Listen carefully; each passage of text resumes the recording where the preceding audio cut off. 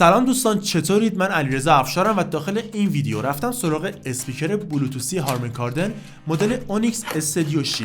این اسپیکر نسخه آپدیت شده اونیکس استودیو 5 که تنها تفاوتشون اینه که این اسپیکر ضد آبه. یه نسخه بروز شده این اسپیکر هم هست که میشه اونیکس استودیو 7 که کلا طراحیش عوض شده و فعلا باهاش کاری نداریم. قیمت این اسپیکر توی اواسط اسفند 1400 تقریبا 5,500,000 تومانه که اگر دوست داشتید میتونید از سایت دیجیکالا تهیه‌اش کنید. اول از طراحی این اسپیکر شروع میکنم. بهتره بهش بگیم کیف دستی، چون که واقعا شکلش مثل کیف دستی گرد میمونه که اصلا هم سبک نیست. وزن این اسپیکر 2,940 گرمه که برای جابجایی یه مقداری میتونه سخت باشه، ولی یه دستگیره آلومینیومی با کیفیت بالای اون قرار دادن که میتونه یه مقداری توی جابجایی بهمون کمک کنه. جنس رویه این اسپیکر از مشه که ما این جنس رو توی 90% از اسپیکرها میبینیم و خیلی هم با کیفیته. 5 تا دکمه سیلیکونی برای کنترل کردن اسپیکر جلوی اسپیکر قرار دادن که اولیش برای بلوتوث و یا پیر کردن 2 تا اسپیکر از همین مدله که میتونه یه صدای استریو بهتون بده.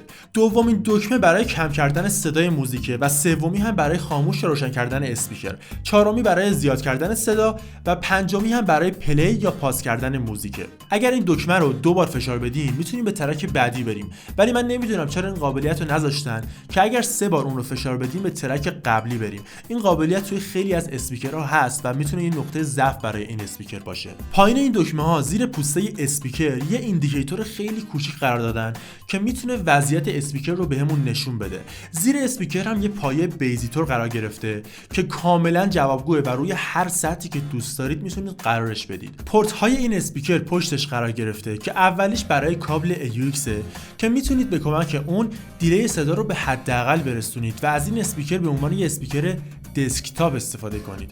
پورت دوم برای شارژ کردن اسپیکره و پورت سوم برای سرویس این اسپیکره که به کمک اون میتونید فریمور اسپیکر رو آپدیت کنید و فکر نمی کنم که به درد ما بخوره.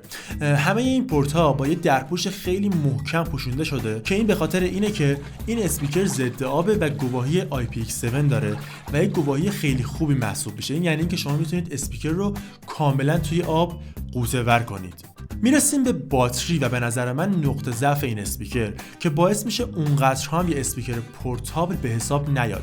این اسپیکر 5 ساعت طول میکشه که شارژ بشه و فقط 8 ساعت پلی تایم بهتون میده که البته این 8 ساعت میتونه نسبت به ولوم صدا و محتوای موسیقیتون متفاوت باشه. البته این اسپیکر طوری طراحی شده که بیشتر داخل خونه استفاده بشه و زمانی که به برقه بهتون 50 وات قدرت میده و زمانی که برق نیست فقط 40 وات قدرت دارید. خب میرسیم به مهمترین بخش این ویدیو و البته این اسپیکر یعنی تست صدای اون. این اسپیکر از یه دونه ووفر 120 میلیمتری و یه دونه تیوتر 25 میلیمتری استفاده میکنه که ازش انتظاری صدای خیلی خوب و شفافی رو داریم. پیشنهاد میکنم که حتما از یه هدفون استفاده کنید، چون که اسپیکرهایی که صدا رو پخش میکنن خیلی از فرکانس ها رو نمیتونن درست پخش کنن و درست متوجه کیفیت صدای این اسپیکر نمیشید، البته مگر اینکه از اسپیکرهای مانیتورینگ استفاده کنید. بریم سراغ تست صدای این اسپیکر.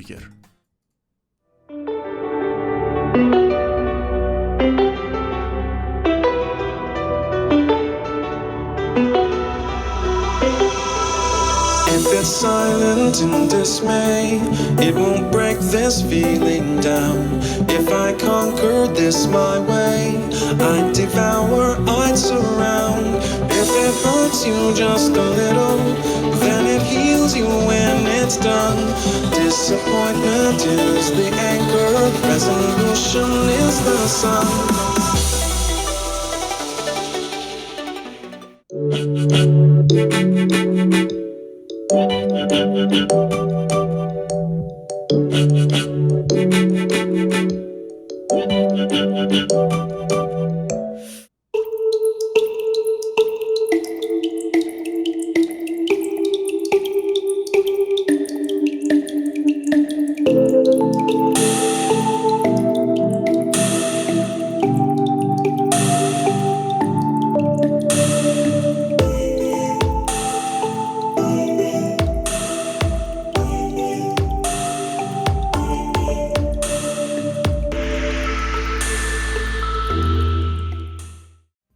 خب تست صدای اسپیکر رو شنیدیم و اما نظر من، به نظر من که بیس واقعا قوی و عمیقی داره و کاملا میتونه از لحاظ بیس راضیتون کنه. تفکیک صدای واقعا خوبی داره و هر چقدر هم که صدا رو زیاد کنید صدا دیستورت نمیشه و با خیال راحت میتونید ولوم رو تا آخرین مقدار خودش ببرید. حجم صدایی هم که تولید میکنه برای یه محیط 50-60 متری کاملا جوابگوه. و اما مطلب آخر این که این اسپیکر ارزش خرید داره یا نه. این بستگی به این داره که چقدر میخواید برای یه اسپیکر پول پرداخت کنید. به نظر من اگر بین 5 تا 6 میلیون تومان برای یه اسپیکر بلوتوثی میخواید هزینه کنید، این اسپیکر میتونه یکی از بهترین انتخاب‌ها باشه و کاملا راضیتون میکنه. دمتون گرم که تا اینجای ویدیو با من همراه بودید. امیدوارم که تونسته باشم توی خریدتون بهتون کمک کنم. لایک، کامنت و سابسکرایب یادتون نره. تا یه ویدیو دیگه، خدا نگهدار.